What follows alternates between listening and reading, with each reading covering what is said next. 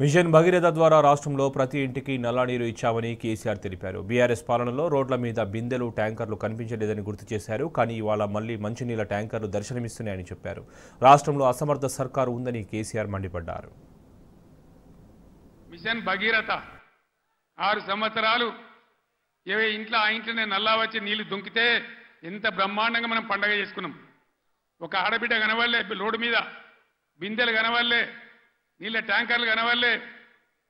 ఇవాళ ఏం గతి చేస్తా ఉన్నారు? మళ్ళీ నీళ్ళ ట్యాంకర్లు ఎందుకు వస్తున్నాయి?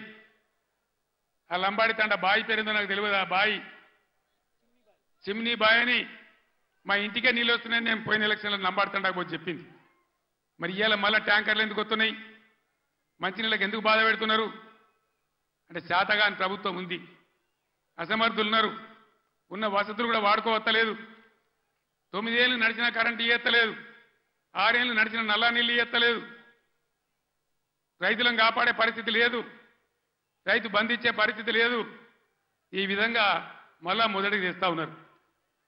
ఎన్ని మాటలు మాట్లాడిన కళ్యాణ లక్ష్మి ₹1,00,000 కాదు, తులం బంగారం ఇస్తాం. ఇచ్చిన రాయనన్న ఒకింటికన్నా వచ్చిందా తులం బంగారం? మరి ఇట్లే కూర్చుందామా?